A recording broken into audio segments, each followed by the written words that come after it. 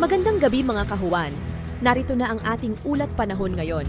Patuloy pa rin po nakakaapekto yung mainit na hangin na nagmumula sa karagatang Pasipiko o yung easterlies sa malaking bahagi po na ating kapuluan, na kung saan ngayong gabi, ito yung magdadala ng mga kalat-kalat na pag-ulan, mga pagkidlat at pagkulog sa bahagi po ng Aurora, Quezon, Camarines Norte, Camarines Sur, pati na rin sa Catanduanes at sa bahagi po ng Albay. Amihan naman, magdudulot pa rin po ng mahihinang mga pag-ulan o mga pag-ambon sa bahagi po ng Batanes at Babuyan Islands.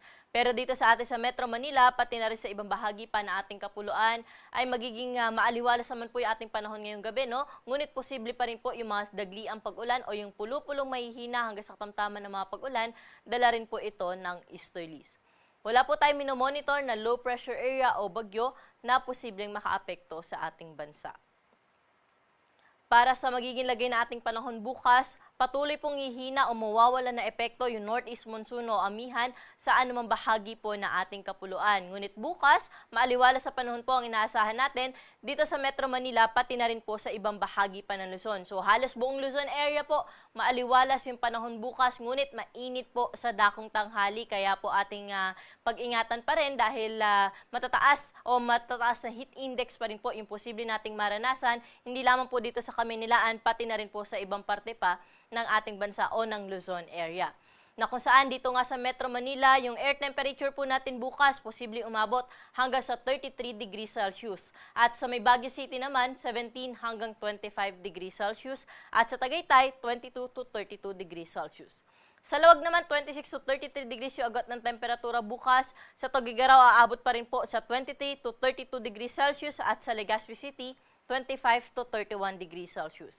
Kaya po sa ating mga kababayan, kung lalabas po tayo bukas, magdala pa rin po tayo ng payong, no? Dahil nga, posible po ng sobrang init ng tanghali po natin bukas at sa hapon at gabi naman, posible po yung mga panandali ang buhos ng pag-ulan, dala nga nitong easterlies.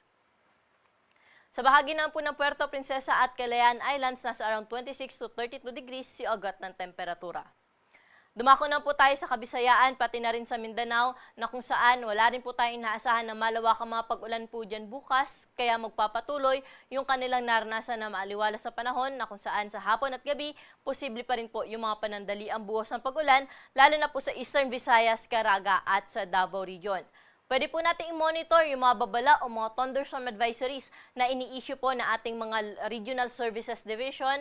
Pinopost po natin ito sa ating website at nakikita rin po natin ito sa ating mga social media accounts.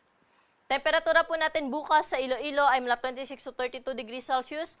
Metro Cebu, 26 to 32 degrees din po at aabot din sa 32 degrees ang maximum temperature sa bahagi ng Tacloban.